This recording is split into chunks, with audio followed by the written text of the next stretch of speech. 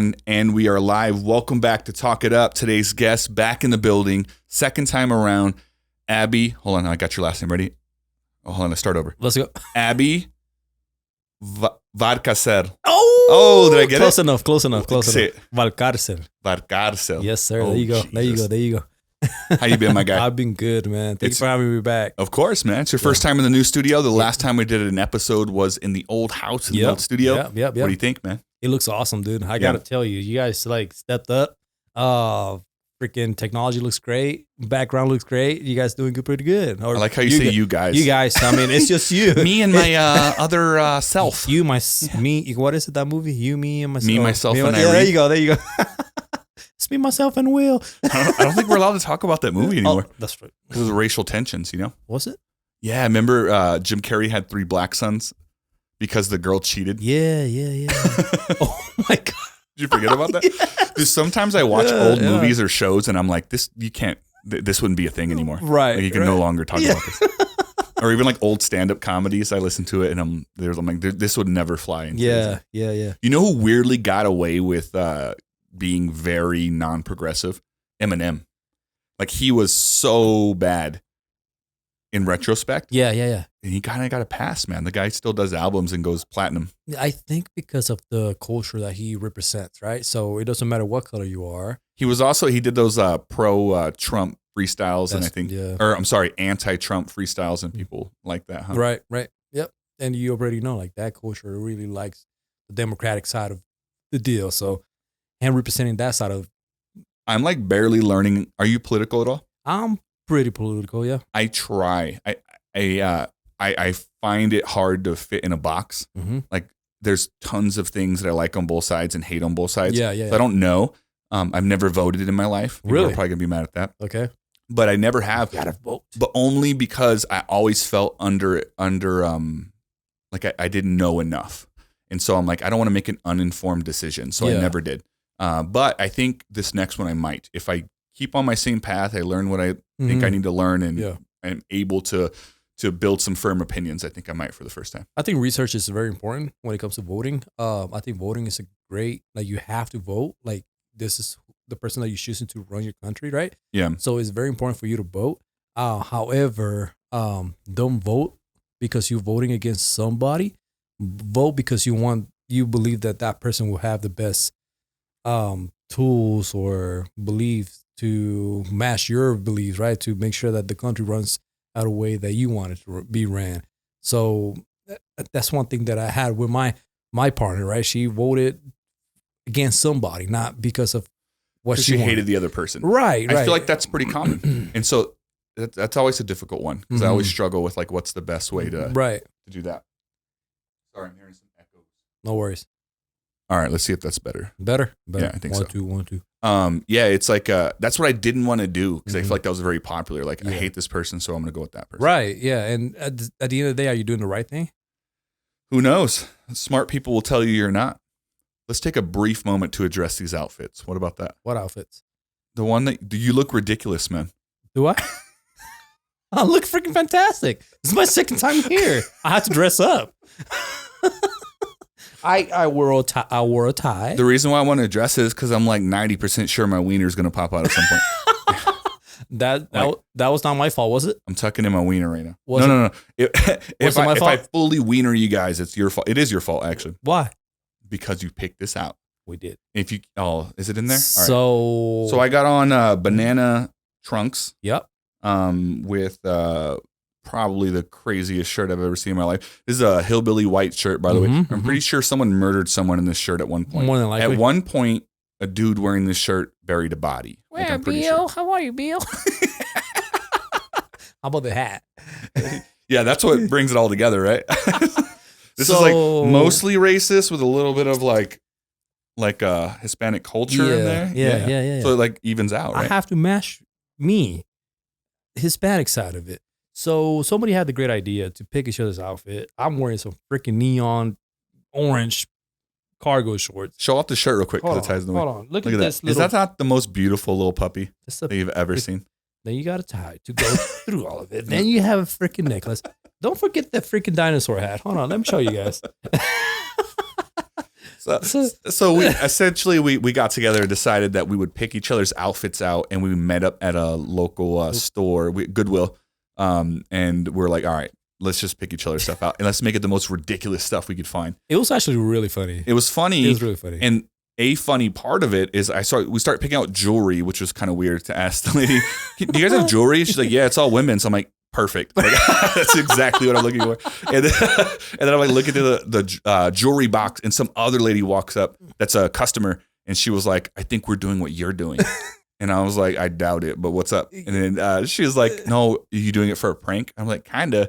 And she's like, well, me and my husband are here doing the same thing. He was a firefighter. And they were dressing each other for the firefighter ball or whatever it is. So it's kind of funny. But yeah, we ended up picking each other's outfits out. I look great. I think I look better. I'll make everything look good. All right. Doesn't matter. Put it in the comments. Who looks better, worse, funny? I'm going to do my best to wear this hat the whole time, by the way, but it does not go well over the headphones. But we're going to make it work. It looks great. But I like that you're willing to do that, man, because it's like, I don't know, man. Life's short. I'm going to have some fun. Super short. You have to definitely laugh, make the best time out of anything like this right here. Yeah. I'm super thankful that I'm here again, man. Like the first episode we had together, there was a lot going on. It was almost 2 years ago now. It was to me almost 2 years ago, man. Yeah. And I got to tell you, man, I came such a long way since that first episode. Yeah. That we definitely have to talk about it. Well, that was part of it. And me and you always talk about doing another episode. And then, of course, when I got the new house and the new studio, we talked about it for a while. But it came up recently because I was looking through old clips, trying to find, not trying to find, but I remember thinking how far it's grown. Yeah. I'm going to look at some of the old clips to see how they were. And I ran into one of you. Yeah. And me and you had talked about this topic. And I'm like, what are the chances that we had talked about it? And then I happened to run on that clip. Yeah. And when I say chances, I know that this will be episode 34, I think. But the clips, because it shows how many clips are on there. I think we're like in the 500s. Okay. So out of all the 500 videos, I happened to stumble upon the one where me and you were talking about counseling. Mm-hmm. And me and you had recently talked about how far you've come in counseling. So I'll let you take it from there. But that's what sparked the whole conversation. And then you agreed to come back on. Yeah. But what did we talk about back then, and where are you at today? So I remember, especially from you, and coming from such a big counseling family, you, your wife, your parents, and me, I was very skeptical when it came to counseling. I didn't know if it really worked, if it didn't work. And coming from a Hispanic family background, like you just believe whatever you believe, and then it is what it is, right? You can tell that you come from a Hispanic background because it sounds like you're saying canceling. Just counseling. There we go. Say it white, man. Counseling. Well, Will's and his family, they all cancel a lot. So not cancel, but counseling. They're all Karens, and they cancel. No. So let me tell you, it's honestly, guys, it's the best decision that you can make. If you're ever considering or thinking about getting some counseling in your life, do it. So let's kind of unpack the original clip, which was you had talked about maybe doing counseling, and I had pretty much, and we're going to summarize this as isn't exactly, but I told you pretty much not only the benefits of counseling, but also reminding you, because I think you had mentioned, like, I think you had a counselor once that you didn't like, right, or something. Or like it wasn't your thing. It wasn't my thing. Like, it never been my thing. And I had told you, like, well, that's okay. Like, you're also interviewing your counselor, right. And so if you don't like that person, don't quit on counseling. Just go to a different person. I remember that clearly. Like, yes. You telling me that. So I'm so happy that day one I found the right counselor. Like, she was. I mean, to this day, she's been great. Yeah. She has taught me so much through my relationship with my kids, with my partner. Like, I mean, I feel like it's such a different person that I can understand things a lot better now. And I'm not saying that, you won't find those counselors that might give you some information that you don't agree with. And the thing is, like, you have to be open-minded and you have to put it to practice. Like, you have to put it to practice, because if you don't, then you're wasting your time. It's very true. Also, I'm trying to think like the best way to put it in words, but I remember learning some stuff in counseling essentially when I was young, because they made me go to counseling in foster care. Right. I remember thinking these guys are out of their minds, and you can really get the hint of like they're required to be there. And I never liked that either. But as an adult going to counseling, like, I found some things, and I think a maturity level, I think you should only go to counseling if you decide that it's something you want to do. because it requires participation on both sides. Yeah. But once you've decided I want to do it, then you start the interviewing process of finding a counselor. Mm-hmm. And then from that, you have to be open-minded because it's so easy to be stubborn. And if you have a good counselor, they'll call you out on it, but sometimes you don't. Did you ever come across a time like were you stubborn or were you kind of open at first? How do you remember that first session and how it went? I remember the first session, and I was really open. Like from day one, I was really open. Do you remember why you were open-minded? Like because I feel like I have been so negative, like I've been such against it. And like Jen always been telling me like, just do it, just try it out.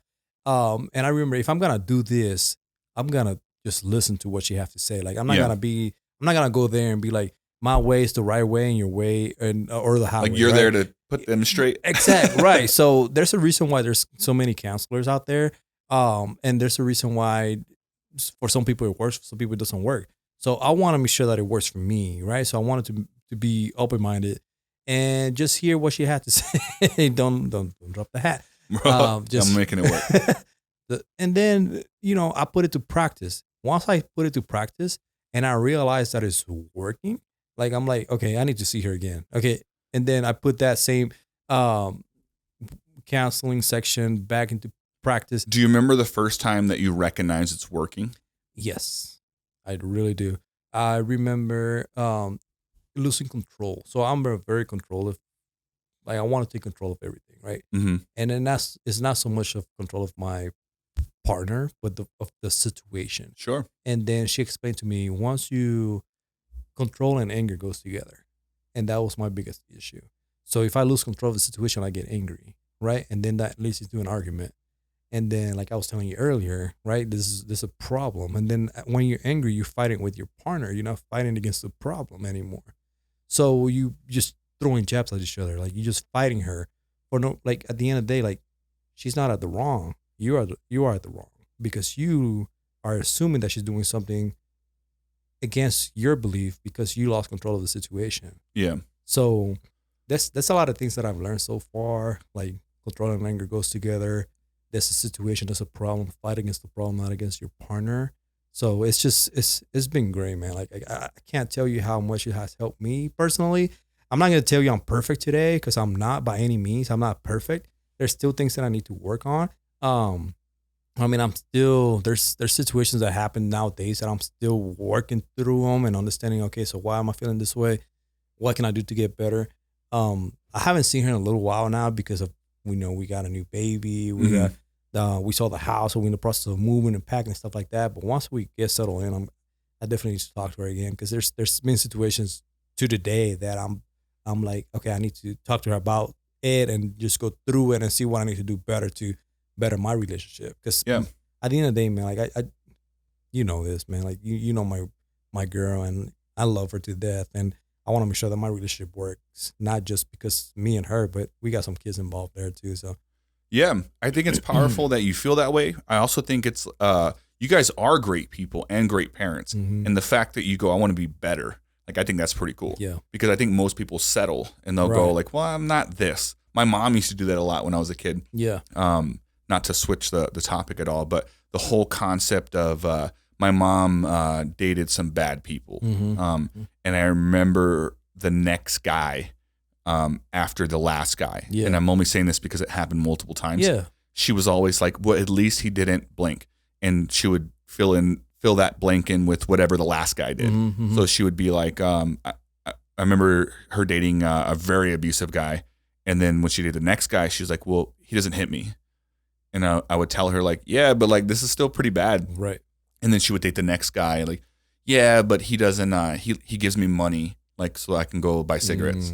And I'm like, oh my God. Like, and to this day, so it's like a whole level of where you're at, like, and just realizing that that whole part of it is it's not just because something is better doesn't make it okay. Right. And because something is perfect doesn't mean you can't make it better. Right. Right. Because real perfection is imperfect. Right. You want to be with someone that's not perfect, but perfect for you. Exactly. Meaning we'll figure crap out as it pops up. Right. And so I love that mentality, man. I love the fact that you can always make something that's really good better.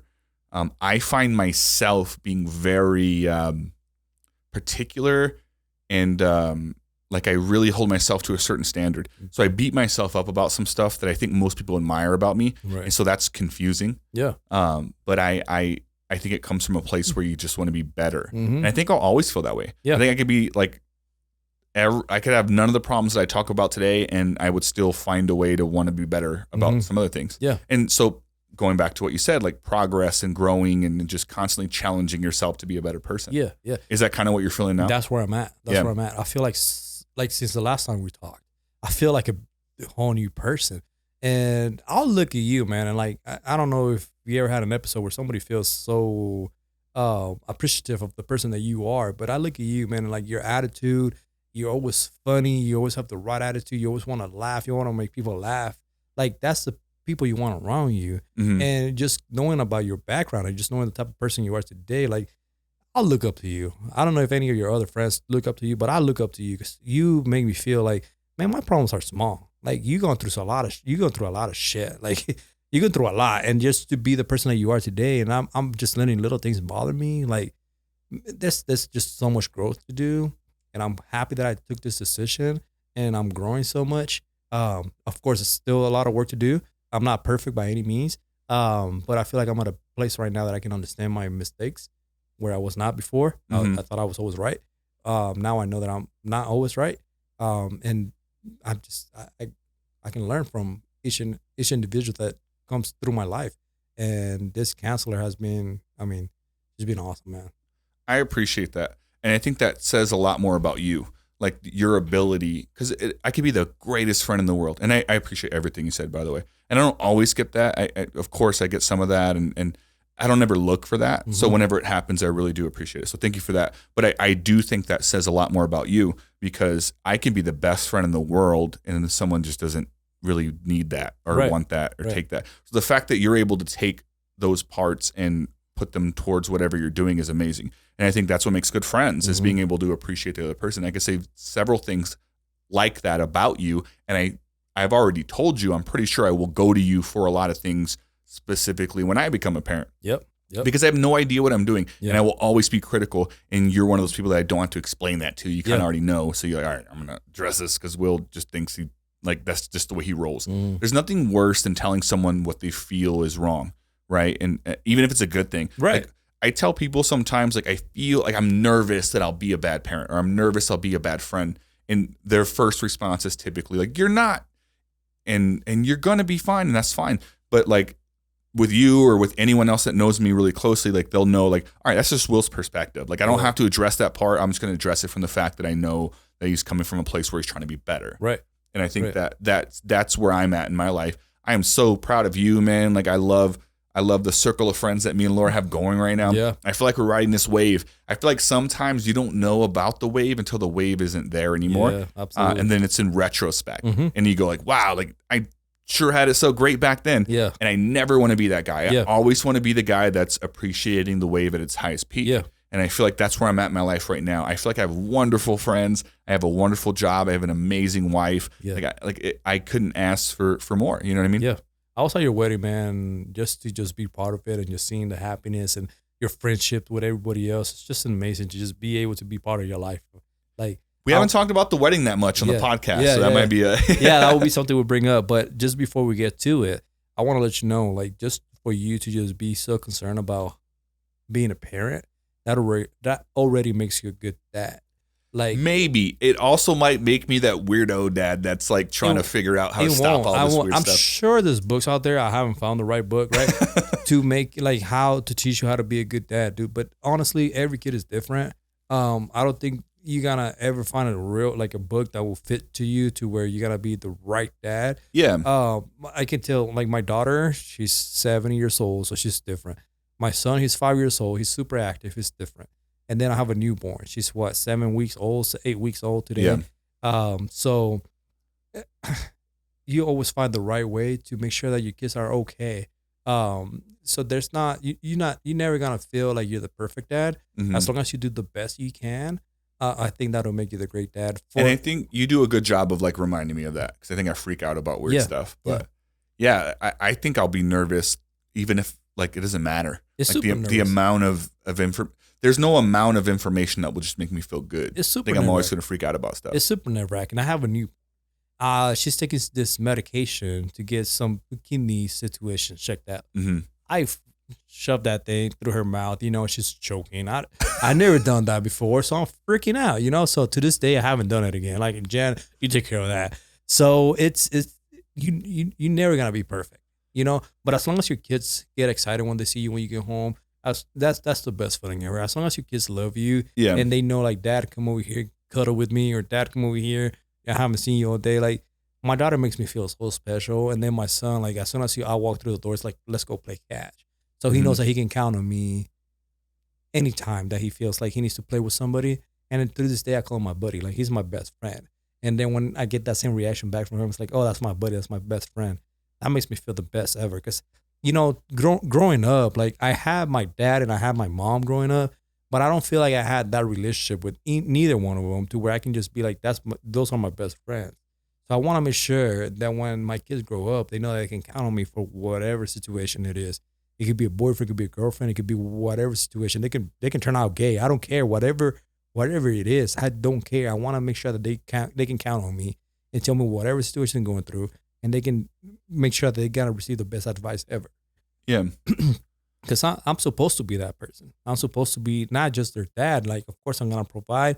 That's what dads do, right? You're gonna provide. You're gonna make them feel secure. You're gonna give them a place to live. You're gonna pay for the bills, whatever the case may be. But you want to have that relationship. You want to have that friendship. You want to have that trust. And that's what I'm working on with all three of them now. Because my baby's still. I'm going to ask because I'm not totally sure. Do you have good relationships with mom and dad? With my mom and my Your dad? mom and dad. Yeah. Okay. I feel, and my counselor actually made me understand that I have a better relationship with my dad than I do with my mom. And I thought it was the opposite. Yeah. I thought it was the opposite, which is crazy. Because every time I talk about anything that I did growing up, I remember going to my dad first. But I feel like to this day, I talk to my mom more than I do to my dad. Yeah. But I feel like I always try to make my dad feel proud of me more than I do with my mom. And that's crazy. She made me realize that. I'm like, oh, you know what? You're right. Like, I always came to my dad first. Although I had more of I don't know. It's not hate because I don't hate my parents. Yeah. But it's more of not even regret. I don't know. I don't know what's the right word to it, but it's almost like I always knew my mom was there more than my dad was. Yeah. But I still felt like my dad was my closest parent. But to this day, I feel like I talk to my mom more than I do to my dad. So, but then my counselor, after me explaining my relationship with both of them, she made me realize, so your dad was the person you go to talk about your accomplishments. Talk to him about your whatever girlfriend or whatever problems you had going on. I'm like, you know what? You're right. So I'm glad you're talking about this. And that was the reason for me asking the question, is because you have good parents, but you're able to recognize what maybe you could do differently. Mm-hmm. Like, how hard is that? Like, going back and trying to identify, hey, I had great parents. I love them. I'll always love them. They gave me great things, but X, Y, and Z are things I can work on. Yeah. And how hard is that to figure that out? And then also, what have you identified anything like, I'm for sure going to be better at this as a parent? Yes, absolutely. So I'm always gonna be there for my kids, and I think one of my main reasons why I'm always on time is because I knew that if I tell my parents to be somewhere at whatever time, 8:00, I was gonna be there at 8:30, 9:00. So we were always running late, which cost me playing time. Would cost me to sit on the bench. Would cost me whatever the case might have been, right? So they were not very punctual people. And Jen is not punctual at all. So it's like that's like my biggest pet peeve with her. Like, you have to be there on time. Well, because you value time because you know what it's like to miss time. Exactly. Yeah. And then even to this day, like I'm still active at playing whatever, softball, basketball, whatever. If my game is at 7, I'll be leaving the house at 6, and I get asked like, why are you leaving so early? And my excuse is like, oh, because I got to stretch, I'm old, whatever. But the reality is, like, I want to make sure that I'm there on time. I could be there at 6:10 and the game is at 7. It don't matter to me. I'm there on time. Because I remember, being picked up from the house from school. I'm the last kid there and just crying because I'm like, where's my parents? Like, I feel like I'm not loved at this moment. Like, I'm crying. Where are they? At that point, there's no cell phones. There's no We had a little bipper. I don't know if you remember those. And you know, there's a security guard, so I used to go to his little kiosk or desk or whatever. I'm like, hey, can I call again? And nobody's answering me. And it's 7:30, 8 o'clock at night. Nobody's picking me up. And you know, that's like trauma. And I want to make sure my kids don't go through that. Like, so they always tell you, like, you want to learn from your parents. There's a lot of things that I take from my dad as far as just being disciplined. But there's a lot of things that I learned that I don't want to be that, you know? Yeah. Yeah. That's all I would hope for. Like, cause it's like, you take someone like me who has zero relationship with their dad, their biological parent, but, and same, very, very terrible relationship with my biological mom.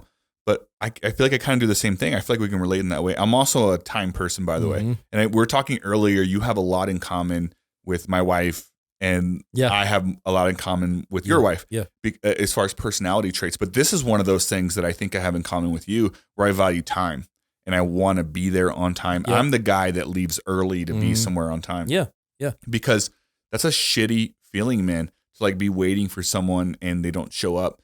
It scarred me. It scarred me when I was young, and it wasn't even for me. Trust me, there's tons of times where like it was for me, but there was one specific time that I remember with my brother Colin, and we went to CYFD. Are you familiar with? No, I'm not. Child Youth CYF Family Department. Children's Youth and Family Department. Okay. So essentially when I was young, they took me out of my home and then they gave me to CYFD and they put me in their custody. So they had parental rights over me. It's an agency that looks over kids that pretty much don't have anywhere to go.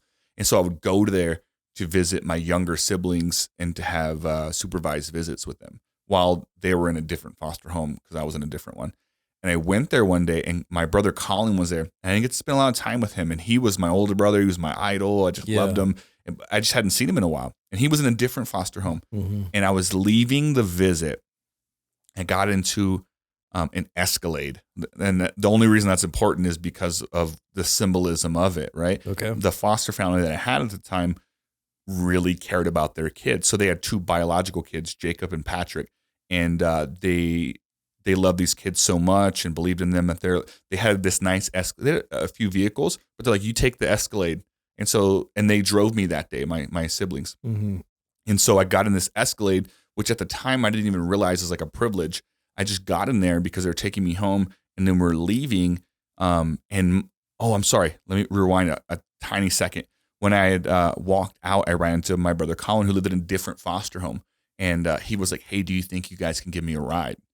And I was like, I don't know. Like, why? I was a kid. And I was like, why are you asking me? Like, I don't feel comfortable asking them. Right. He just like kind of pressured me a little bit. Like, you just ask him. And I'm like, all right, like I'll ask him. I couldn't do it. I got to the car and they're like, you ready to go, Will? And I was like, yeah. And I got in the car and I remember I feel like I failed him a little bit.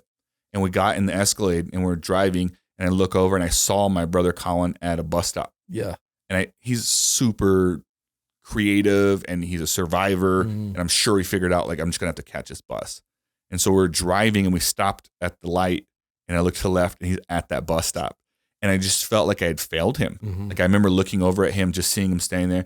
I don't know what he felt like, but I remember looking at him like, man, like I couldn't even stick up for my own brother. Like, I don't have a backbone. Who am I? I'm here like at a visit. Like, I'm supposed to be this guy, you know? And I remember just looking over there, just feeling like, God, like I just felt like such like that feeling. Yeah. And I'm relating it to yours because I imagine that's how he felt. Yeah. He's like, man, I'm sitting at a bus stop. No one's coming for me. I have one biological sibling that's capable of taking me somewhere. Yeah. And I'm watching him drive away in this Escalade. Yeah. And I remember feeling what it must have felt like from his perspective and just feeling like shit about it. Absolutely. And I just still couldn't. Like, I remember there was a moment I'm like, I could tell him now. Like, and they probably would have. They're nice guys. Yeah. I just couldn't do it. And we drove away, and we lived in Mesquite at the time, which is a 20-minute drive from where we're at. And the whole time, and it pre-cell phone, I didn't know what family he was in. I knew I wouldn't see him again for months. Yeah. And I remember thinking like, dude, I literally abandoned my older brother at a bus stop, and that feeling sucked. Oh yeah. And I remember when I got older and got more confident and I felt comfortable being social with people, I remember that feeling, and I'm like, I don't want to ever feel that ever again. And I don't want anyone else to feel that either. Yeah. Is that, I'm telling a story about how it made me feel on the other way around. Is that similar to what you were saying? That's super similar. All right, we're back. I had wardrobe malfunction, so I put on these amazing glasses to counteract the hat that kept falling off. So You look beautiful. thanks, man. Yeah, That's all I really wanted. You look gorgeous. And now that you've said that, I'm going to put the hat back. Don't do it. Fill me in where we're at. Okay. So you asked me if that's about how I felt whenever, you saw your little brother, My older brother. Yeah. or your other brother being left out on the bus stop. I got to tell you, man, like that's the worst feeling. So yes, exactly how I felt. You feel not loved. You feel like nobody cares about you. I remember just crying, and it's just me and the security guard at school waiting on somebody to pick me up. Yeah. And he's just there to do his job and just make sure that nobody, go into the premises after hours. And I'm the only kid there. And I'm just like, what the heck is going on? Like, why is nobody picking me up? I even considered going through my mind, like, I'm just going to walk. Yeah. But I remember, like, that's a long ass walk. Like, it's going to take me like 6 hours before I get over there. So, then turned to find out, like, it just matter of like, I put two and two together. I never got the right answer. But, at that point, my father was cheating on my mom. So I'm thinking maybe that's the reason why he never picked me up. I don't know the right answer, but that's what I assume that's why. Yeah. He's telling my mom, hey, I go pick him up, and showing up so late. Then I find out that he's not being as faithful as we thought he was being. So that's what I assume. I don't know. I don't know the facts. Yeah. That's what I think it happened. He might have gone through the side chick home, done his thing, and then come pick me up. But the feeling is the one where you, like that. Do you think that he knows? Have you? And I don't know, like if you've ever spoken to him about it, but I doubt it. I highly, highly doubt that my dad knows exactly how. Do you think it would be helpful for you to tell him? Absolutely. Do you think you ever would? I want to. How do you think that would go? I think he'll understand. You think so? Especially knowing the place that he's at today, knowing the person that he's dating today. I think that he will definitely understand, and he will apologize. But that conversation has never came up. But that's something that I definitely would like to talk to him about. There's a lot of things that I know that he don't know that I know. Especially knowing that he lives this lifestyle where he makes his own stories and then makes me think that I want to believe that story when I know the actual facts and the truth. So he's how do you say that? Pathological liar? Mm-hmm. Yeah. So that's who my dad is. Where it's like an obvious lie, but they don't even know how outrageous it is. Right. Yeah. Right. Yeah. That's him. That describes exactly who he is. And then like he's pretty narcissist. Like, and this is something I learned from my counselor too. Mm-hmm. So again, she goes back to like your dad is like your best. That was the person that you go to like make him feel proud of you or whatever the case would be. So my son is playing baseball. Mm-hmm. So my dad is a huge baseball fan. I never been a great baseball player. I feel like I was more into basketball. So seeing how great my son is at the age that he's at, I always send him videos and pictures and stuff like that. And his response is always something that he did. So I brought that up to my counselor. I'm like, why does he ever bring something up that he did instead of like acknowledging what I just sent him? And the way that she explained it to me is like, that's the way of him trying to connect with your son. And I'm like, okay, so, but how is he not acknowledging that I just sent him something about my son hitting a bomb or catching a ball in the air? Yeah. Whatever the case may be. It's like, because that's just who he is. So I need to understand how my father is and appreciate the moments that I get with him. And that's just a way of him trying to connect with me and my son because he has no relationship with me or my son. So that's just a way of him trying to fit What in. about both? Like, do you think that, and I'm not a counselor, so I don't know, but I think that there's power in both. Because I think she's right. He, counselors. She. Mm-hmm. I think she's spot on with like learning how to interpret other people's love languages and the way they express it. Mm-hmm. But also like there's something liberating about telling someone like, hey man, like this bothers me a little bit. You know what I mean? Like if I tell you like, why don't you ever respond to what I'm saying? Like, can you sometimes do this? Can you sometimes talk about the other person? I think there's something liberating in just saying it, even if he doesn't take it well. Yeah. Like being able to say like, hey, like it makes me feel good to hear you talk about my son and the things he's doing in baseball as opposed to what you did in baseball. And I'm with you. I feel like I'm such a person that will take the feedback and just go with it instead of asking those questions that you ask, right? And they're hard questions. Yeah, I get it. Yeah, I'm not a very like I don't like to confront people so much. Mhm. So I just take your advice, and I'm like, okay, I'll try that next time. But in reality, I'm feeling like, okay, but what the fuck? Like, And it doesn't even have to be confrontational. Like I go through that with my mom. I'll tell you a quick story. And we talked about this since the wedding. So we got married, and we kind of touched a little bit on the wedding earlier. And I was so emotional post wedding, and I couldn't figure it out. But the figure it out in will inside of me was like, all right, there's something here.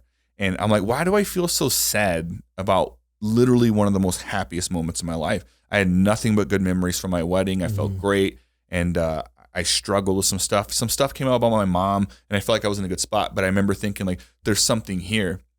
And I remember when I hung out with you guys and I talked about it a bit, like, I don't know what it is. And to this day, I still don't know. But I knew that I needed to talk to my mom about something. Yeah. Do you remember me telling you guys that? I remember. I remember exactly what we were doing. Yeah. Yeah, like it was so powerful to me to just see you so vulnerable and like just talking about it. Because like to me, guys, like this guy is always like has the right attitude. He's goofy. He makes you laugh. He's the life of the party. I love having this guy around. But just to hear you just talk about your mom that way, I remember me telling you like the sucky part about all of this is like she is missing out on the person that you are, because it's just having you around is just great. It's just having like a good time. Every time you're around, it's just a good time. So just knowing that she's missing out on that, it sucks for her. I know that you're probably hurting, right? Because you probably have your own feelings. You probably have your own trauma, which I don't know how you feel or what kind of trauma you had. But just knowing that she's missing out on you as a person, she should be the one that is just like she's missing out. Well, I talked to her since I talked to you guys last. Okay. And it did not go very well. Okay. But I'll be honest about what had happened, because I after I had the conversation with you guys, I'm like, I don't know when, where, how I'm gonna end up talking to her, right? And I haven't talked to her in 5 years. So for the people listening, they probably heard previous stories in the podcast about it. But it's been almost 5 years. I showed Laura the other day. I have text threads from her going back 5 years, and I haven't responded to a single one. And she's never once said, hey, I noticed you're not responding. Right. And she's not even that aware. Yeah. And she has a history of drug use, alcohol, and behavioral health, mental health. Like, she has tons of stuff going on. And so I knew that I was going to reach out to her, and I didn't know how. And I was hanging out with my brother Colin one day. We had a great conversation. I was supposed to be with Laura. She was like, well, we're doing this other thing. I was like, you know what? I'll hang out here with my brother. And we hung out on the back of his truck. We had a few drinks, and then we were talking, and he said something about my mom. And I was like, should we call her? And she's like a partier, so I'm like, she'll be up, you know what I mean? Whatever. And it wasn't so late, but it was definitely like 11, close to 12. Okay. And be asleep by then. We had called, she didn't answer. Yeah, she didn't answer. And then we're all hanging out, and I was like, part of me felt relieved. You know what I mean? There's my dog yelling. Part of me felt a little relieved. And then so we're sitting there, and she called back. And I remember thinking, like, oh my God, like I haven't talked to my mom in 5 years. Like, how crazy is this going to be? Yeah. And my brother answers, and he says, hey, Mom. And she's like, hey, sweetie. And he goes, hey, I'm here with Will. And she literally, like, in not 5 years, I have not talked to her. And she literally was just like, oh, cool. Hey, Will. Yeah, Colin, like, so we're trying to figure out the vehicle, and like started talking about stuff. And then my brother answers some of her questions and then tells her, like, hey, like, Will's on the line, right? Yeah. Hey, sweetie, how are you? And I was like, I'm good, Mom. Like, do you think it's crazy that I'm talking to you right now? She's like, yeah, it's been a while. And it's just like I was telling Colin, like, yeah, like Ray won't do this. And like, she started going off on another story. And I remember thinking, like, that irrelevant feeling of being left at a park. Right. You know what I mean? That kind of moment. And I just wasn't going to have it. And I knew, like, this might be the last time I talk to my mom ever. And I don't want it to be me let down again. And so I took the phone from him, and he kind of walked away a little bit. And, oh my God, my husky is losing her goddamn mind. Zoe! All right. She'll probably bark again. Yeah. It's okay. Yeah, so I remember I took the phone from my brother, and I wanted to just have like a regular, let me handle this real quick. Sounds good. I wonder if it's Laura, because I guess Laura went. Yeah, she wants to see Jen. Yeah. All right. We're back. What was I saying? Oh, okay. So let me I'll recap again real quick in case I have to edit that part out. So yeah, I'm with my brother on the back of the truck. Yeah. And I after that whole thing happened, I was like, you know what? Let me take the phone. Let me kind of initiate something here. And so I literally just spoke to her directly, since it was my brother prior to that. And I was like, hey mom, like I just want to like tell you that like I want to talk to you, but there's tons of things that you've done that upset me or like that I'm not comfortable with. And if I'm at a place in my life where I want to better understand that, if you want to talk about it. And she was so surface level. It was like talking to a stranger you haven't seen in a long time. Where I was like, oh, how are your kids? How are you like? And I said, mom, like this isn't why I'm talking to you. Like I let's skip all that stuff. You know what I mean? Well, I'm really tired. I'm like, mom, like come on, like what do you mean? Like I haven't talked to you in 5 years. You're acting like this is some random thing. Right. And then I had to pressure her, man. And I feel bad about it a little bit, but I think it was for the better. But I literally told her, I said, hey, you are out of your mind if you think that you're going to get another conversation with me. Are you comfortable, mom, with going to bed right now and never have talking to me ever again? If I never talk to you again and you had this opportunity, do you feel like you maximized it? Well, no, sweetie. I just like, I'm tired and da. And I said, mom, if you're tired, I will hang up the phone and we'll be good. But if you want to talk about some of the stuff, I'm going to talk. And she said, well, what do you want to know? And I was like, I tried to have a conversation with her. She cried for a bit. She did the whole, like, I've always loved you guys. And I asked her, I didn't even get mad when she said that. I was like, all right, mom, if you don't mind me asking, if you loved us so much, like, why did you give us away? Yeah, it's you don't like, it's because, see, when, why are you asking me this? It was like one of those things. And I said, mom, like, don't, if I'm troubling you, I'm not trying to keep you awake, but just take a moment and give me your best answer. Yeah. And for the amount of hurt that I was feeling, I was pretty calm. And I was like, mom, why do you not take the initiative to show up? Why do you not care? Why do you do this? And she had no good answer. She put everything back on us. Like, you know what I mean? Like it was just a time in life and you guys, like, you weren't patient. And I'm like, patient? Like I was a fucking kid. Like, you know what I mean? Right. And she kept going back to the whole I'm tired. And I literally told her that day after, like, she cried a bit and then I brought her back down to earth and I was talking to her normal and I told her, you know what, mom? When is a good time to talk to you? Well, during the day. I said, all right, call me during the day. If you call, I will answer. But you need to be able to have this conversation with me. When you call me and I answer, I want to have a hard conversation. Yeah. And if you don't have time, or if you're sleeping, or if someone else is doing something, you have some errands to run, I don't want to hear any of that. Right. Don't call me. Right. Call me when you have some free time. Yeah. And I will have this conversation with you and I'll give you that shot. She doesn't call me to this day. Dang. Yeah. Really? So during that time, was she already in that lifestyle of like drugs and alcohol? Like the time of the call? The time of whenever she decided to, like, she don't want nothing to do with you guys. Always. I cannot remember. I have memories as a kid of my mom being so jacked up, of specifically telling myself, like, inner dialogue, like, you got to catch her in the morning. It's the only time you're going to get her sober.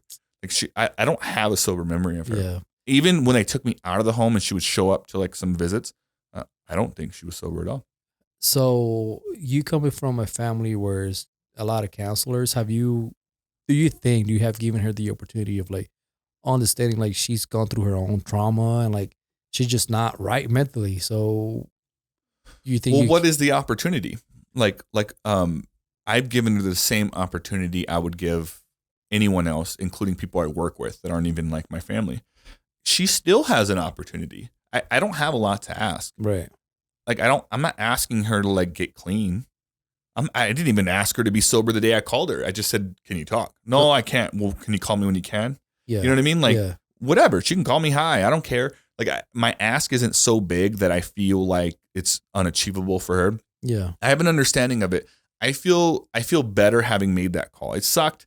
And I know it's not a good story to tell, but I now feel like, look, I give her opportunities and I probably will give her more. Yeah. I'll always be available. And I want, when I have kids one day, to be able to tell them, be kind to people. You know what I mean? Even if they don't deserve it. Right. Like, give them opportunities. My mom will always have opportunities. She just won't live in my head rent free. Yeah. Like I will never give her the opportunity to ruin my day. Mm-hmm, mm-hmm. And it's in her ball court, man. That's a good thing. That's a good thing. You should never let nobody, not your mom, not anybody, ruin your day. Because at the end of the day, you have that decision to make. Yeah. What are you looking like? What answer are you looking for from her? I don't even know. And I remember we talked about it that day. I think I just want to know that she's aware of what she's done. I think I'm so smart and on it and understanding that I could even catch on if she is apologetic, even if she doesn't apologize. If she cares about certain things in a certain way, I think that's enough for me. Like I'll catch on to that and be like, all right, she didn't quite say she was sorry. She didn't like make amends. She didn't give me real reasons, but I could tell she wants to. Yeah. Like I'm so open to that. I'll take anything at this point. Yeah. Like I've never met a more empty person in my life. And that is not meant to degrade her, but it's more meant to shine a light on my awareness of who she is as a person. Yeah. And I wish I didn't have to say that. I wish no one has to say that ever about their mothers or any family member. Yeah. But I'm very aware of the hollow person that I'm talking to. And I want nothing more in this world to understand why, but I can't do it on her time anymore. And I can't sit around and wait for her to be ready because she won't be. She won't be ready. Do you know anything about your grandparents, like her parents? Yes. So I lived with my grandma for a little bit when I was a kid. And then her husband, I never met him. He has the same name as me. And then my dad's side, I met my dad for the first time when I was 18, and I met a few sisters he had. But I met him like that day. Okay. Never talked to them ever again. So I don't know. I don't even know who I am as a person, like before me as a person, if that makes sense. Right. I think that's part of the reason why I want answers is because I just want to know like what's inside of me, what's genetically there, what am I predisposed to? Not even like medically, just like personality wise. Like who am I? You know what I mean? I just wonder if she went through some stuff growing up as well. She had to have. That she, led to drugs and alcohol abuse because that was just her way out. Yeah, and I get why you ask about her parents because that would be a good sign of that, right? Right. My grandma, she's still far gone now. Like she has I don't know if she has Alzheimer's, but she has a very bad memory. Like I couldn't ask her now. Maybe when I was younger I could have, but I was young. Yeah. And there's no one else to ask. But yeah, no, I'm in the same boat as you. I think there kind of has to be. Like you don't get like that because life sucks. Right. Like, something happened. Something must have happened. And that era was also pretty rough. And so again, the kind, understanding person in me understands that, which is why I can decipher that. I just don't get any information to like decipher that. Right. So I'm left with like thinking, and I think I'm just done with the thinking. Like I'm so happy with my life that I'm like, I don't even like, I got other things to waste my time on. It's easier for me to spend my time on. Yeah. It's easier for me to tell you, just let it go. Right. But if I was in your shoes, I probably would like to find out too. For sure. And which is why I think I will answer when she calls. The issue is when will she call? Yeah. And I don't know if that's ever going to happen. I don't know if you ever will get that answer. I think she will pass away one day and you're never going to get that answer. Maybe. But, just know that, I mean, probably not from her, but you're very loved from a lot of us. And of course it sucks to know that, you probably don't mean anything to your mom. I mean, as harsh as it sounds, but she probably do love you in her own way. Yeah, I know she does. She just has a problem and she just deals with it the way that she deals with it. And it doesn't benefit you by any means. Yeah. But man, you're a great person. And I'm cool with who I ended up being. And I attribute a lot of that to the people that I am friends with. Like everyone always asks me, like, how did you get out? How did you make a difference in your life? And I had a conversation on one of the last podcasts about being lucky and how that mixes in with just being resilient. I'm good. Like I took the best parts of my friends, my foster families, and made it into who I am. And I'm good with I really am not saying this is a cover or overcompensating. I feel great. And I feel like in the moments where I'm not great, I have a really good support system and connections to like be okay. Yeah. You know what I mean? Yeah. And at the end of the day, it's about how you feel. It doesn't matter what I think about you. If you don't feel great about yourself, then, I mean, it doesn't matter what I think. Like, you have to make sure that you're happy with who you are today. Yeah. You have to make sure that you love who you are today. And, you have a great wife. You have, brand new home. Beautiful dogs. Yes. Hopefully you get blessed with a kid, coming soon. So you can experience that fatherhood lifestyle. I'm ready. It's awesome, man. It's really, really awesome. And just knowing where you came from, I know that you will never make your kids feel the way that you felt growing up. Yeah. And that's my biggest goal in life. Is just I want to make sure that I took away the good things from my parents because they they were together for a long time, right? Like I think I was 18 when they split up, when they got a divorce. Uh, so I learned a lot of good things from them, but I also learned things that that I will do different. Mm-hmm. So they always tell you like you gotta mirror your parents and be like your parents and all this stuff. As far as what I think I took from my parents is like from my dad especially is how to just have some kind of expectation from the kids and just be very disciplined and like strict with them as far as just the things that I would like for them to learn Yeah. and be good at. But also just be humble and understand like they also have feelings and they might be hurting because you might have yelled a little bit too loud or you might have spanked them a little bit too hard. Like so I also understand that side of the deal when it was my case, like I will go to bed and like I'm freaking hurting, dude. You hurt me, you know. Yeah. So it's things that you learn growing up, especially just being a parent. Like you don't want to see your kids hurting ever, ever, ever, ever. But you also learn your kids, so you know how they can get away with things. And when they're playing you or they're playing the system or whatever. So being a little bit of having that dad figure, like, hey man, that's not gonna cut it for me. They'll get it. They know what you mean, and they will respect that more so than just letting them get away with whatever they want. Mm-hmm. My son knows. Like I always ask him, how many times I gotta deal with things. He said once. I said exactly. So why am I repeating myself? It's like okay, here I go. You know. So but he catches on to that. Yeah, it's things like that. It's like they know what's right and what's wrong. So whenever they choose to do wrong, they look at you like. Do you ever baby talk with your kids? Like what? Like, oh baby, hey little buddy. I feel like I won't either. I can't. And this is something I learned. Actually, I don't remember where I learned this, but they always tell you that don't baby talk to your kids. They will mimic exactly what you do. So even in sports, if you throw the ball like this, he's gonna throw the ball to you, back at you like that. Like, no, they will mimic exactly what you do. So if you want him to catch, you gotta catch the ball how you want him to catch the ball. Mm-hmm. If you want to throw the ball, you want to throw the ball exactly how you want him to throw the ball. So I think that goes like they're a little computer, right? You just put in programs in them. Mm-hmm. Like this is your new program. This is your new program, and whatever you teach them, these kids are super smart, super super smart. My newborn knows that right now, if she whines or cries, she's gonna get carried, and she's gonna get a little bit of cuddling and stuff like that. So they know at an early age, like they know exactly how you are as a parent, so they know what buttons to push. My daughter knows more than my son right now. But once they see, my serious face, like I don't really have to yell. I don't really have to scream.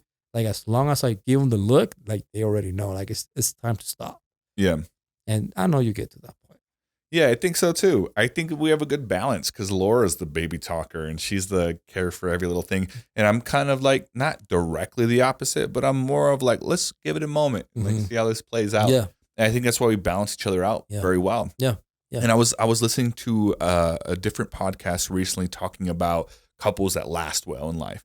And they always say opposites attract. That's like the most common phrase ever. Right. And that is true, but anything could be an opposite. Like when we say opposites attract, that's not really what it means. Like literally the opposite of good would be evil, right? So therefore angels should be dating demons, right? Right. You know what I mean? But that's not actually what people are saying. They're saying we agree fundamentally on most things, but the way we go about it is opposite, right. Which is why we balance each other out. Mm-hmm. And so I'm starting to learn that like, because I would always kind of go to that. I'm like, opposites attract. We're very different, but we're very much alike. Mm-hmm. I don't know if I can date a girl or marry a girl or be with a girl that doesn't have the same fundamental values about like basic human beings, like the way we treat people or work ethic, you know what I mean? Yeah. But I can be very opposite of how we do it. Mm-hmm. Like she's going to be very kind, gentle, and sweet, and this is the way it goes. Mm-hmm. And I'm going to be more like, hey, like I want to see you fail a few times because you learn a lot when you fail. Mm-hmm. And so it's like we're going to bring that balance. And so I'm starting to learn that like we're not that different, but we're different enough to where it hopefully create something special. Yeah. Oh, I tell you what, man. Like you always gonna find some kind of happiness somewhere.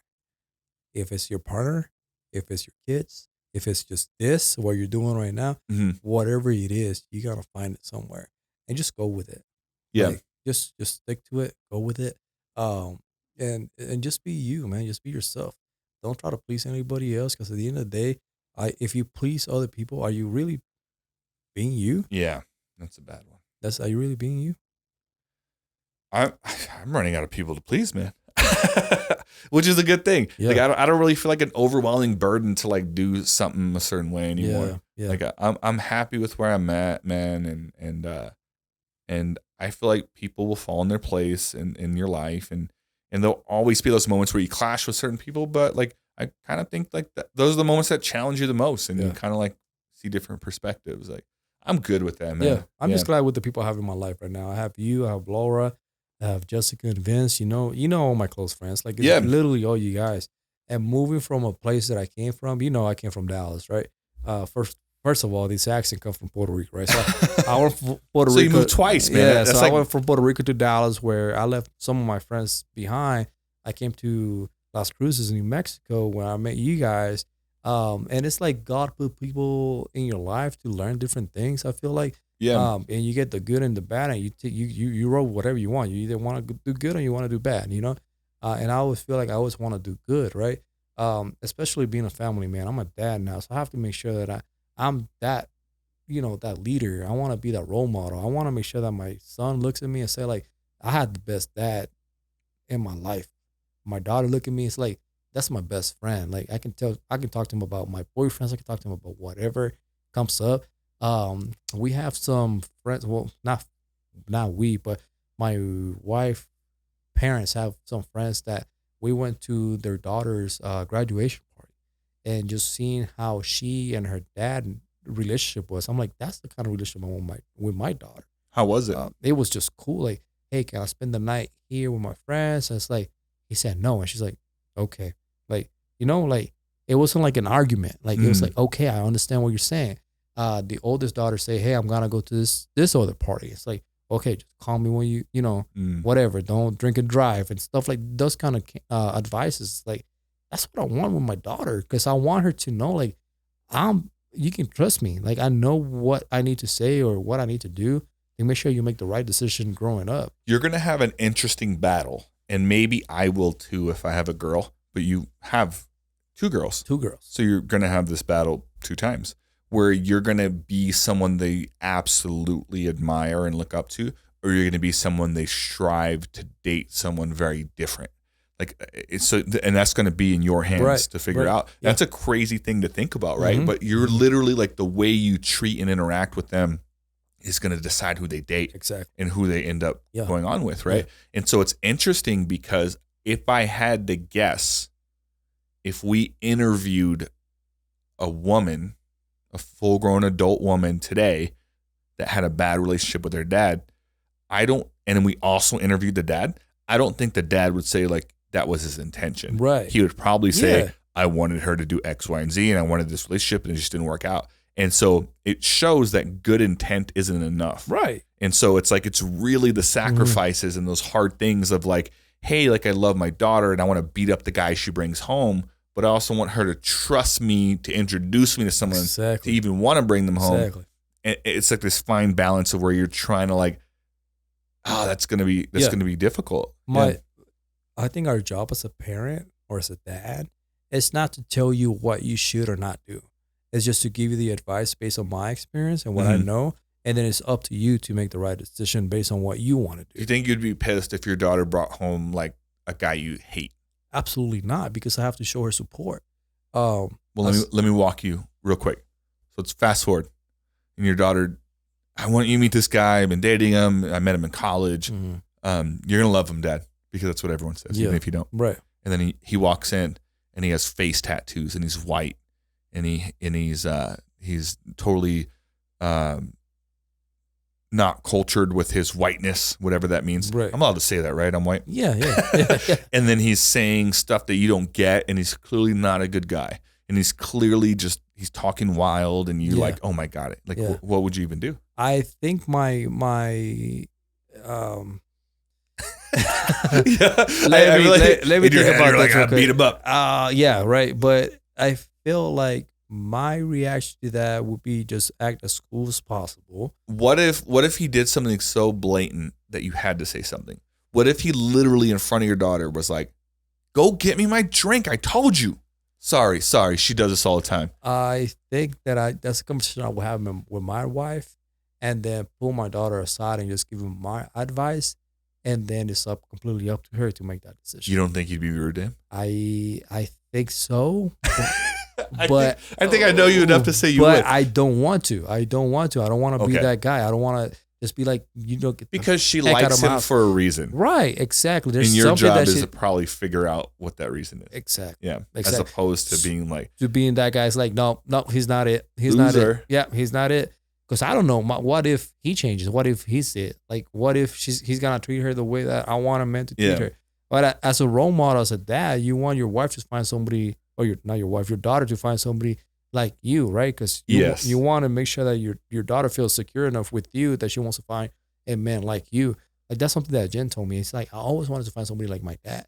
Like, that's pretty deep. Like, I want my daughter to feel the same way. Like, I feel like most people feel that way and just are ashamed to admit that, which is kind of cool that Jen did, because that shows that her, and I don't know her dad very well, but that shows that he was a good role model for her to even feel comfortable saying that. He's a man role model. He's always been me. super nice to me. Does he speak English, by the way? He does. He don't really speak it that well, but you can tell him anything, he will understand what you're saying. Everyone tells me he doesn't speak English, but when I hang out with him, I'm like, he knows. Yeah, he knows. I feel like, because I'll say something stupid or act dumb, my normal self, and he'll laugh, and I'm like, he gets it. Yeah, he understands pretty much anything you're telling him. I think his shame is just his accent, so he don't want to talk to you back. Obviously, I don't give a fuck about my accent, so I will talk whatever I gotta say. It's in my mind or whatever. But he's actually like a role model. He has taught me so much through his life, that I met him, that he's been in my life. We've been together, me and Jen been together, 9 years now or something like that. So ever since day one, like, he's been a guy that I want to be like. Like, he takes care of his wife. He's very handy. Like, I don't think I ever seen him pay anybody to do any job. He's like, I got it. Anywhere. Like, his truck, his car, his house, whatever the case may be. So I feel like I've learned so much from him. And I feel like my dad knows a lot of that stuff too. Yeah. But he has never taken the time to show me. And well, it's in there. And Jen's dad has. So I'll forever be super grateful for that. Because, to this day I know a lot that I didn't know before, thanks to him. I mean, Jen has a great family, even her sister, and she's like a mom to my kids. Her mom is, my kids love their grandma so much. They want to spend the night over there every freaking night. So I'm just super grateful that I have the family that I have today. I just wish my kid had a closer relationship with my close family, with my mom, with my dad, with my brother. But of course, we all. Maybe they will one day. Yeah, I'm hoping so. My brother actually moved closer to us now. He got stationed now in Fort Hood, so we should be able to see each other more often now. His kids are the oldest from us. He's the first one to have kids. So he has the most knowledge. Well, I'm the oldest of all of us. I gotta tell you, I'm super excited to be here. Yeah. Once you text me and say, hey, we gotta do it again, I'm like, we have to do it again.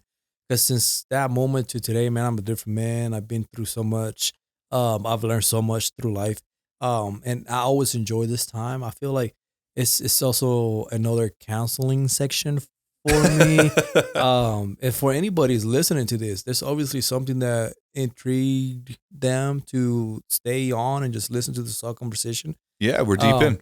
If someone made it this far, it's because they really invested in the conversation. Right. Well, let's leave it with this because we're getting close to the end. I'll share a little something and then I'll ask you a question and then we'll wrap it up with that.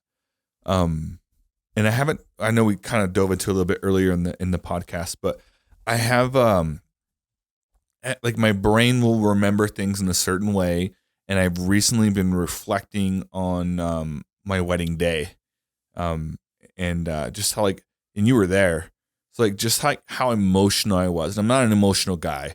I'm not I'm not very vocal. I am, but I'm not. Right. Unless you really know me. But I remember feeling this intense feeling of it would, and everyone asked me afterwards, how does it feel? I didn't feel that different in the sense of my relationship because me and Laura have been great for a long time, and I loved her before, I loved her after. but I remember feeling this overwhelming feeling of like joy, and I can't explain it.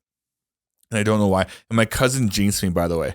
My cousin Monica, I don't know if you remember meeting her. She's actually backpacking right now in Europe somewhere. Oh, wow.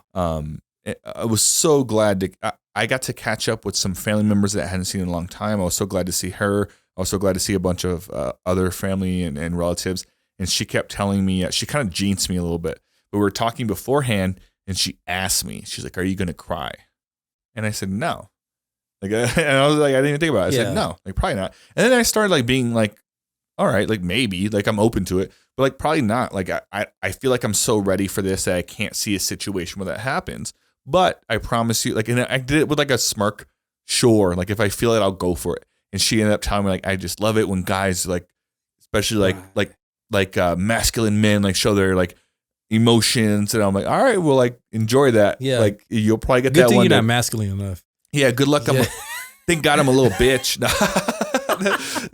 Like I pretty much told her like we talked about it for a while, and I was like, no, probably not, but like sure, like I just like want to go with how I feel. And I think she's jinxing, man, because I remember like that day, and I'll walk you through it. I remember that day waking up, and me and Laura stayed in separate rooms. So we're at a resort in Cancun, and we stayed in separate rooms. And for whatever reason, something happened with the booking, and the resort people were calling my room, and I didn't want to answer because I was trying to sleep in because we're going on an outing with my family. We specifically were going to go snorkeling, and we're going to take a yacht just so I can get away from the whole resort. That way I don't run into Laura. Right. So I wanted to sleep in and then get up with exactly enough time to go shower and then meet them at the dock so we can go on this excursion. But the phone kept going off, and it was the resort people, and I answered it pretty much to tell them, stop calling me, man. And they were like, hey, man, hey, man. Like, that's how they talk. They were like, you need to get out of that room by 12 or by 11. And it was like 9 in the morning at this point. And I was like, what do you mean? They're like, well, we have you in a different room. And I was like, no, my wife's in that room. They're like, well, we need you out of this room because we rebooked that room for someone else. And they just like miscommunication. I was like, well, I can't just go to that room, the other room that's in my name, because my wife's in there and I'm not supposed to see her till the wedding, which is tonight. Mm-hmm. And they were like, yeah, like figure it out. I don't know what to tell you. and my family's texting like, we're here at the dock. They're going to board us. Are you coming? And I just told them, go without me. Like I'm not making it. And I literally packed my stuff up in the room, put it in my suitcase, and I just went out to the pool, and I just didn't have a room. And I remember thinking, everyone's on this goddamn excursion. I didn't know where everyone was at. And then I ran into some people that I recognized, and then Raymond was there and Chris Alvarez, and I ran into Lloyd later, and we ended up just putting my stuff in their room. And so I stayed there. So bad start to the day, but I'm already like, all right, I'm getting married tonight, man. Right. And I remember feeling that vibe. And I remember we had some fun there at the pool, and then we go back to his room that I now put my stuff in, and I'm getting my tux on. And I think that was the moment where I realized like, God, like I'm about to marry this girl, you know? And I remember thinking like how amazing it was going to be. And I started reflecting, and I kind of disassociated with the moment because we had some shots, and there's music playing, and everyone's ironing their outfits, and everyone's kind of talking about stuff. And I walked out, I had my drink in my hand, and I walked out to the patio, and I just stared into the beautiful place where we're at. That resort was beautiful in Cancun. And I just thought like, wow, like this is what a crazy moment. Like I'm about to marry my best friend, and I'm about to like embark on this whole new journey. And it was the first time it really hit me. Right. And I remember thinking like, all right, like this is, keep it together, Will. Like this is her day. This isn't yours. Right. This is ours. Right. And we're good. We took pictures. We had a photographer come, and I felt good. I remember feeling like this is good. I watch a bunch of movies where the guy freaks out. Good. I remember thinking about what my cousin Monica said. I'm like, I'm good. Felt great. And then they came and they told us we're going to go there. We go to the venue. Of course, Laura's not there yet. And I'm talking to everyone, and all the guests come out here. That's where you guys all went out to the seats. Right. Everyone line up here. Laura still wasn't there because she's the last one to get there. I'm not supposed to see her. I haven't seen her at all. Mm-hmm. And I remember freaking out a bit. I remember like it all hit me when I was at the front of the line and I was by myself. And I was standing there, and I was looking out at the ocean, and I was looking out at the people, and I turned around and I looked at the party group that was with us, And I just felt this overwhelming feeling of are you the man you think you are? Not of regret, not of fear, not of anything. And it was just like a moment of like, are you the man you think you are? Are you the man that she thinks you are? Can you live up to these things that you've been living up to this point? But like, is this where you are? Right. And I was freaking out. My hands shook, and I didn't know how to tell people about it. And I'll never forget it. My mom walked in because she was with Laura. They were getting ready upstairs, and she walked up and she came up to me and she said, "How are you doing?" I said, "Good." Like putting on this front, and she caught on so quick, like to the fact that I wasn't doing that great. Yeah. And she grabbed my arm the way a mom does, like just around the bicep, like, and she was like, "Hey, just so you know," and she started telling me some stories about her wedding and just checking in on me. And I just remember this swirly feeling of being lightheaded, slowly going away.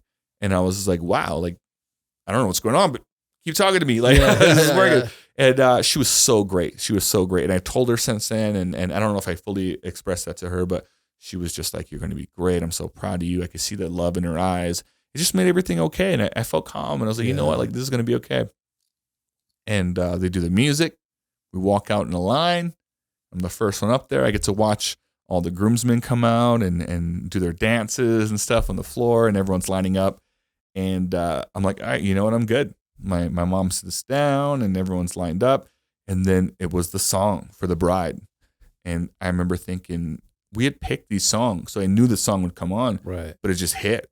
And then I was like, oh my God. Like, again, like the same feeling of like swirliness. Yeah. And she walked out, man. And oh my God, man, I will never forget the way I felt, because when she walked out, I lost my already very small breasts. Like I lost it. And I remember thinking like, what the fuck? Like what? Like how are you feeling this right now? Like we went through this a million times, Will. I'm having that inner dialogue. And she looked so beautiful. The song was just hitting. And I started, like, I cried. And thank God most of the people were looking at her. Yeah. Like, because everyone looks at the bride. And I looked at you. I remember, and I talked to a bunch of people afterwards, like, I was watching you. But I remember looking at her, and then, like, I remember, like, just losing it. Like, oh my God, I was so overwhelmed. And I remember thinking, like, are they all looking at her? You have a moment. Like I didn't even, like, just stop crying. And, like, it was so emotional for me because I remember everything, all of our 9 years together, all in this moment. And then she walks in looking beautiful. She's just as freaked out as I am, and we're up there at the podium. And I do my vows first, which I thought that I wrote great vows, and I spent a lot of time on them. You know, and they were great, but then there she comes. Yeah, well, and they were short, sweet, and very real. And then she had a book, and then I held the book. And her vows were so great. And I remember getting emotional again. Dude, like I wanted to cry with you. And what saved me, not what saved me, but like I remember like looking away to cry real quick. And I actually saw someone, and I won't put his name out there just in case. I looked out and I saw him crying. And I was like, oh my God, I'm not the only dude crying right now. Yeah. And then it was so hard to lock in on anyone, but I locked onto him, and I saw that. And I remember thinking like, oh my God. And I looked over at my cousin, the one who I told, like, probably not. And, like, she was just like, she's all bawling. She had the look on her. I don't know if she was crying. She probably was. But it wasn't even that. That's not even what I noticed. Yeah. She just had this, God, I felt it. Like, I fucking knew you were going to cry. Like, it was one of those moments. And, like, I looked at her. Like, I don't think she'll remember that, like, either, because she was so sucked into the vows. But I looked over, and she had, for sure, watery eyes. And then I just remember thinking, like, God, she got me. Like, she jinxed me because I swore to her I would, and then I did. And then we did the vows, and the wedding was great. And wow, what an adventure that was. That wedding was beautiful. The whole experience was great. Yeah. Just getting to know some more of your family members, your friends, like just getting along with everybody. Even the wedding day, it was a great weekend. It was just, I mean, everything was just perfect to the end. I had such a great time. I haven't had so much fun in such a long time. Just being there, especially with open bar, that helps out. That helps out a lot. I mean, I danced so much, I drank so much. I was laughing so much. But that wedding day, man, outside of that naked girl at the front. That's one of the greatest parts. There was for the people listening or even watching, there was before anyone had come out, there was like these private gazebos. Yeah. But we happened to have our wedding in the middle of them, and so there was like a private pool on the balcony of some of the rooms. Yep. And some lady was just topless out there. Yep. And passed out. Severely sunburned, by the way. Passed out. And then her husband came out and threw a blanket on her and then dragged her into like the patio. And then they both were so drunk they passed out. And that's where they were the whole wedding. Yep. But yeah, like at one point everyone's like, dude, there's like some topless lady at your wedding. Yeah. I'm like, what a great story. But just that scenery, your vows, hers, the whole thing. So I'm not like legally married. I call it Jeremiah my wife because we've been together forever. We've been engaged forever. But that made us realize like this is what we want. Because we never knew like, do we want to do the wedding in Puerto Rico? Do we want to do it here? Yeah. And at the end of the day, man, like we got to do whoever shows up. That's exactly what we did. It is what he did. So I think that helped us make the decision like we're gonna do this in Puerto Rico. I'm so excited to be at your wedding.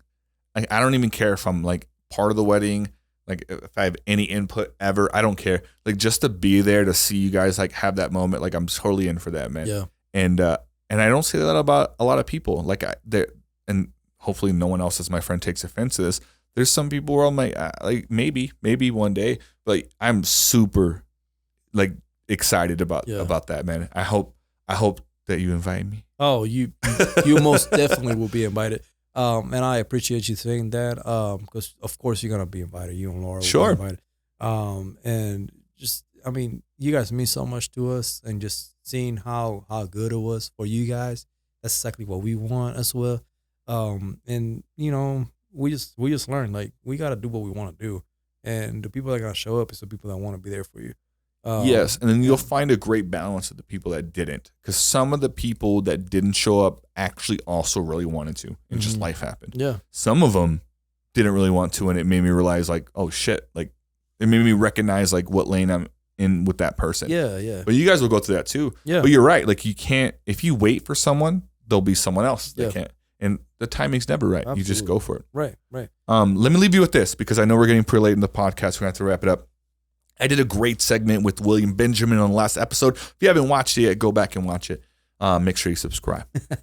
But we had talked about something, and I'm not bringing this up because it was the last podcast I did. I'm bringing it up because I think you might have a great answer to it or a great response to it. And I want you to really think about this while I'm asking you that, okay?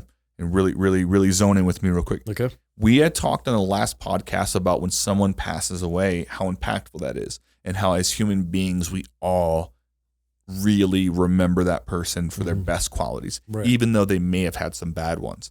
And I talked to him like, how do we capture that while we're still alive? And I don't know. I like to think this podcast is a version of that. One day when technology is crazy and they have holograms and 3Ds and weird things, we'll look back and be like, man, we had these weird ass podcasts. Yeah. And our children will remember that. Our friends, our relatives, our older relatives, same age relatives, people will always have this to remember. This will live in infamy. It's on the internet. It's not going anywhere. Yeah. So I asked him on the last episode, and I won't ask you that question because there's not really a good answer to that. But I will ask you to go somewhere in your head real quick, if you don't mind.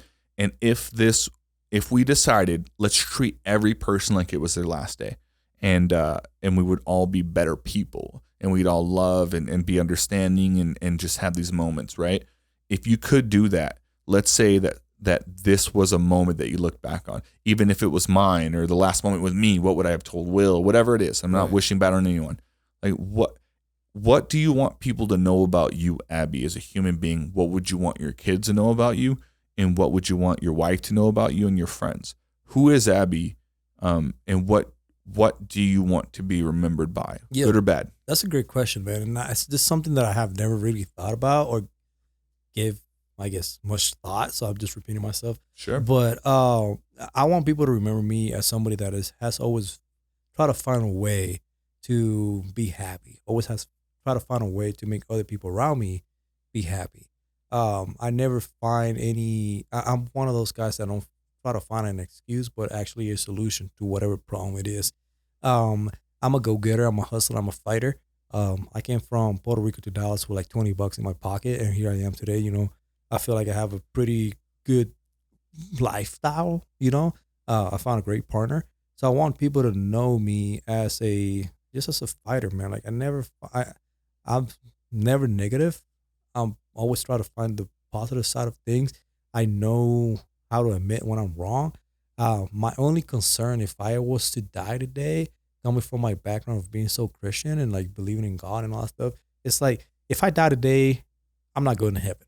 Like I know that I'm a sinner, and you know most of us are sinners, and I just want to fix that part of my life. Like that's one thing that I'm still working on. Like I want to be. I don't know if the right word is perfect because nobody's perfect, but I just want to be the best version of myself for God. Like if I die today, I want to be sure that I'm saved and not going to hell based on what they teach you at church, right? What is heaven? What is hell? Who knows, right? You never know. But I want to know that I want to feel like if I was to die today, like I'm saved, and I don't feel that today. I really don't feel that today. So that's one. Like I said, just one thing that I'm working on. Outside of that, you know, just to answer your question, I just want people to feel like I always find a reason to be happy. I never find a reason just to be mad or be sad or whatever. I want the best for my family. I want the best for my kids. I want the best for my friends. Like I never hate on anybody. Like I never get what I get because I saw somebody getting it. I just do what I do because it makes me happy. It makes me a better person. Or what I believe makes me a better person. I wish anybody the best. I wish you the best. I wish anybody the best. Just because you got a better car or you got a bigger house than me doesn't make me jealous of you. It makes me happy for you. So I want people to know that I'm just that humble person that no matter what happens, I will always find a way to just be me and just be happy. And that's just who I am. Like I'm just super humble, dude. Like I came from nothing. Literally, like if you can ask my parents, I saw the struggle. I saw how they grew up. I saw how we grew up. Like we were poor. My mom to this day, she hustles so much. So I learned so much from her. The hustle side of me is from my mom. Though the dad side of me, like the personality I have is from my dad, right? Because he's always like super goofy, super happy. But in the reality of things, like we were poor, man. Like sometimes we had nothing, like absolutely nothing to do or eat, or there's no money or anything like that. But outside of that, nobody could ever tell that we were living that way. Because I remember how my parents were. So I want people recognize me like that. Like it doesn't matter if I'm down to my last penny. Like I will always have a smile on my face. Like I'll go to sleep with those worries, but my kids will never feel that. Yeah. Well, I appreciate you saying that, man. And I think you have a really, really good shot of being remembered as that. And you look incredibly stupid right now in that outfit. But I'm sure I do as well. I gotta say the same thing about you, man. You look great. I hope you wear those shorts again. The shirt you can get rid of. I hope I never wear these shorts ever again. Necklace you can rid of. I mean, you can get rid of. The glasses, I don't think they belong to you. The hat, you should wear it to the next pool party. I say we wear this to church one day, me and you. They might kick this out. Either way, man, I'm so glad that you were even willing to do that. I had so much fun picking out these outfits, man, and just like getting on here.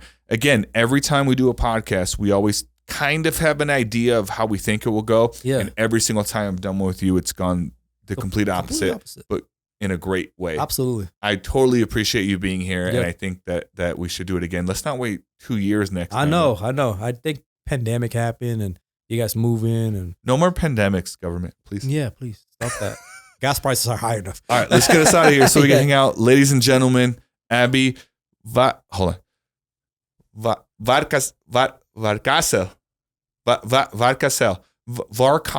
V-Castle, Vendetta so Battles. He's so white. Valcarcel. There you go. Is that it? All right, we're out, ladies and gentlemen. We'll see you, man. Thank you.